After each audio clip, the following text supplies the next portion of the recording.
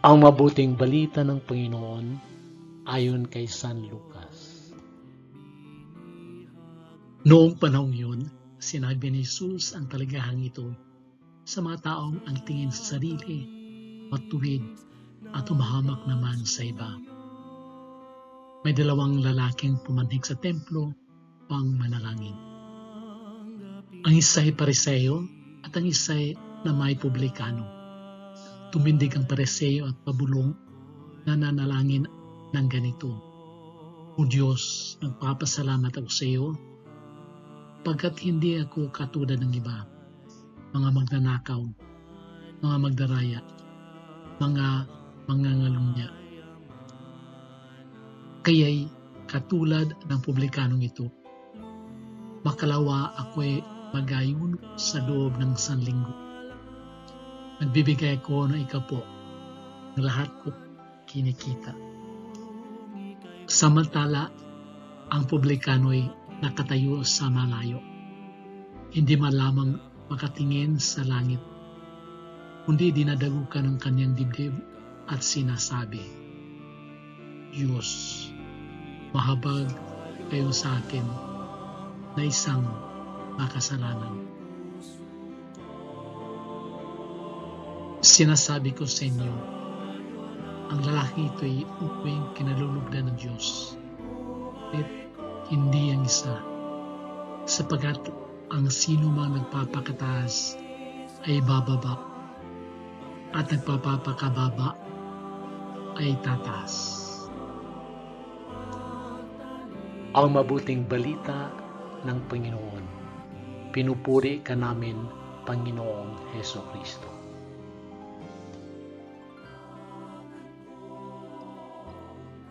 Good evening, everyone.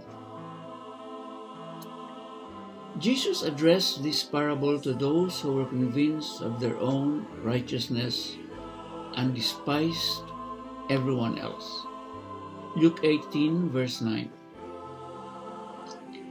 This scripture passage is the introduction to the parable of the Pharisee and the tax collector. This parable offers quite a contrast between two general attitudes.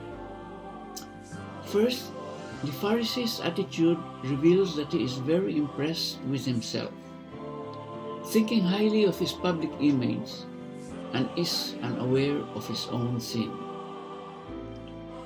Second, the tax collector's attitude reveals that he is deeply aware of his own sin, is sorry for it, and knows he is in need of God's mercy.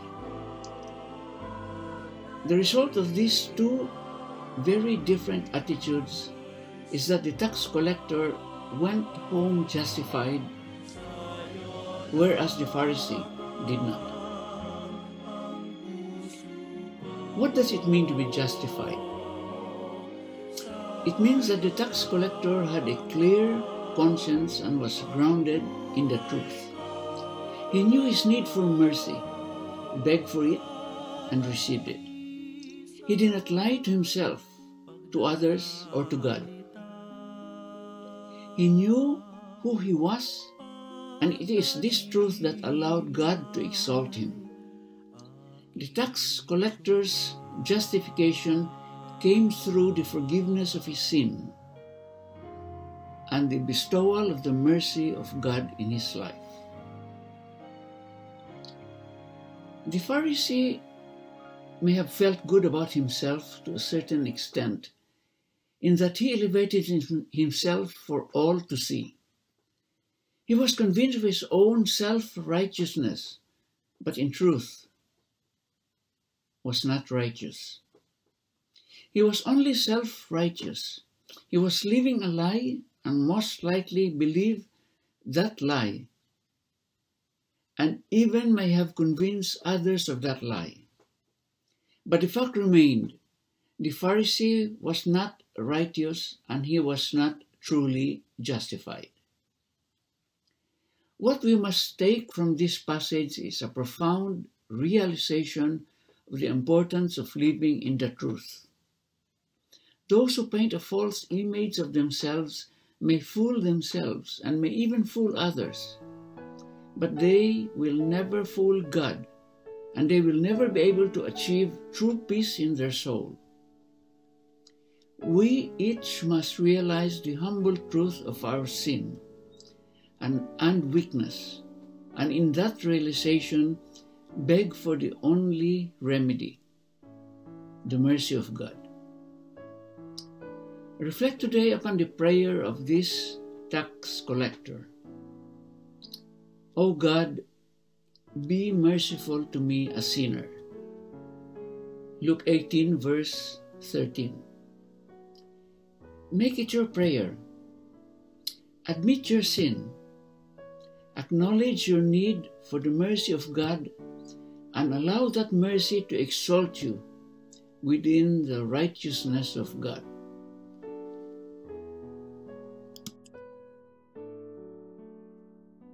O Diyos, mahabag mo kaya sa akin, hamak na makasalanan. Sa ika-30 linggo ng karaniwang panahon o sa panigdigang linggo ng misyon, hinihimok po tayo na ating Panginoon tumugon sa pamamagitan ng panalangin. Isang panalangin bukas sa puso, isang panalangin taimtim, isang panalangin mapagkumbaba. Kaya nga po ang talinghaga ng dalawang lalaking pumunta sa templo, ang isa Pariseo at ang isa ay publikano, isang bagay na dapat po nating tingnan. Paano po tayo nakikinig sa ating Panginoon? Malaman po natin na ang Pariseo pasok sa templo at sabi niya sa kanyang sarili, Panginoon, nagpapasalamat ako na ako hindi katulad sa iba. Yung iba'y magnanakaw, nangangalunya, gumawa ng masasama. Subalit ako, mabuting tao, nagsisimba, nagbibigay ng ikapo, kakaroon ng fasting and abstinence. Subalit sa kabilang dako naman din po, mayroon din po ang katauhan ng isang publikano. Hindi ba niya matignan ang ating Panginoon sa templo? At nadagukan ka ng sarili at sinasabi, O Diyos, mahabag po kayo sa akin na isang makasalanan. Ito po'y kapuna-puna mga kapatid, dahil ang tingin po natin sa ating sarili ay tayo na'y hamak na magaling. Tayo'y hamak na malinis. Tayo hindi nangangailangan ng tulong, awa, at patawad ng ating Panginoon. Subalit ang ating Panginoon tumitingin sa ating puso, tumitingin sa intensyon ng ating pagkatao, tumitingin sa ating kababang loob, papaano tayo nagpakumbaba, nagpatirapa sa harapan niya. Sa gitna man ng mga pagsubok, mga kapatid, na tayo nagmamataas, nagbubuhat sa ating bangko. Ito ay isang dakilang paalaala sa ating Panginoon. Mahalin tulad ba natin ang sarili sa isang Pariseo? Iniisip na siya lamang ang magaling. Si hamak hindi na makasalanan. Si hamak na matuwid. Umahalin tulad nating sarili sa isang publikano. Panay sabi sa ating Panginoon, Panginoon, kaawaan po niyo ako, mahabag po kayo sa akin. Ako'y hamak na makasalanan.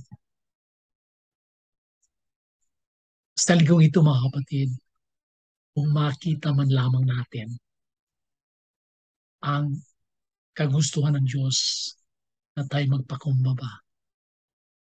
Ang kagustuhan ng Diyos na ating tanggapin ating mga pagkukulang, ating mga pagkakasala, ating pagkakamali. Doon po nag-uumpisa ang kaligtasan. Doon po nag-umpisa ang pagbabagong anyo. Doon nag-umpisa ang bagong buhay. Buhay na walang hanggan. Sana po sa gitna ng ating pagkikilos o mga galaw na alapariseo, makita natin ang kahalagahan pagpapakumbaba. Pagtanggap na tayo nagkakamali. Pagtanggap na nangailangan tayo ng Diyos.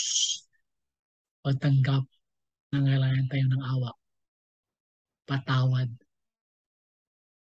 ng ating Panginoon Diyos. A pleasant Sunday po sa kanilang lahat.